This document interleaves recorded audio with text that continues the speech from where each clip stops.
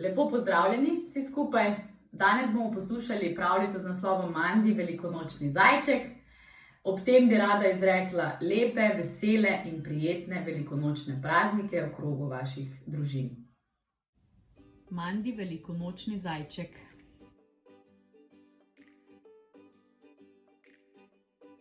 Končno je prišla pomlad. Vse zeleni, cveti in ptički pojejo. Družina zajec sedi ob velikem štoru in toplo pomladno sonce jim greje kožuščke. Tedaj priteče Mandijev bratec Maks. Veste, kaj sem pravkar izvedel? Ljudje praznujejo jutri velik praznik. Velika noč mu pravijo. Velikonočni zajček obišče otroke in v svoji košari jim prinese pisana jajčka in majhna darila. In ta velikonočni zajček prebiva v našem gozdu. Kaj kje? Je poskočil Mandi. Oče zajec se zamišljeno popraskal po glavi. Drži, da zajci prebivajo v gozdu, a za velikonočnega zajčka še nisem slišal. Ani, Lina in najmanjša Mija so poslušali z odprtimi očmi. Mija bi tudi rada darilo, zacvilile zajčice. Mogoče bi pa tudi nam velikonočni zajček prinesel darila, je rekla Lina. Le prositi ga moramo. Poiščimo ga, je predlagal Mani in podali so se v gozd. Zajčki so iskali in iskali, a velikonočnega zajčka niso našli. Lina, Mani, Maks in Mija so bili zelo razočarani. Mandi je jezno odskakljal proč, sedel v travo, stiskal Nandija in modroval. Ne bi bilo prav, če ne bi dobili velikonočnih jajčk in darilc. Res bi bil vesel pisanih jajčk za veliko noč. Kaj pa če... Ja, Nandi, spomnil sem se. Jaz bom velikonočni zajček za moje sestrici in bratca. To bo še veselo. Mandi je bil spet dobre volje in je poskočil. Pridi, Nandi, veliko dela naj čaka. Najprej morava poiskati jajca. Kje nekih dobi velikonočni zajček?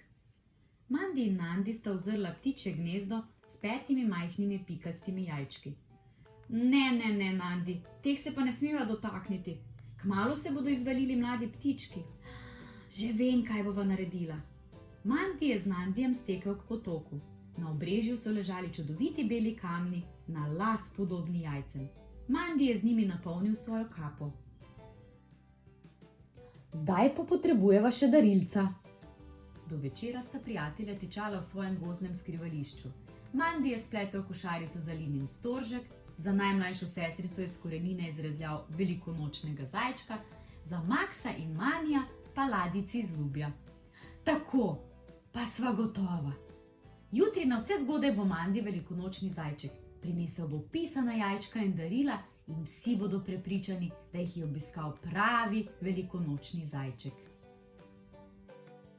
Noči Mandi od razburjenja in pričakovanja ni mogel spati. Ob jutranjem svitu se je po konicah svojih mehkih tačk splazil ven. Medtem ko je njegova družina še trdno spala, je Mandi skrival darila, Nandi pa mu je pomagal. Potem sta se neslišno odplazila nazaj v toplo posteljo. Kako bodo Lina, Mani, Maks in Mija pogledali. Na velikonočno jutro je zajčja družinica priskakljala k štoru. Aua! Lina se je spotaknila ob nekaj okroglega, pisanega.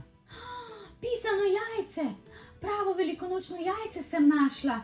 In tam je še eno! Velikonočni zajček nas je obiskal. Kaj, kje? Lina, Mani, Maks in Mija so se ozirali naokrog. Kmalu so našli vsa zajčka in darila. Mali zajčki so se smejali in skakali od veselja. In ti, Mandi? Je vprašala mama zajklja. Tebi velikonočni zajček ni ničesar prinesel. Mandi je zardel kot zrel paradižnik.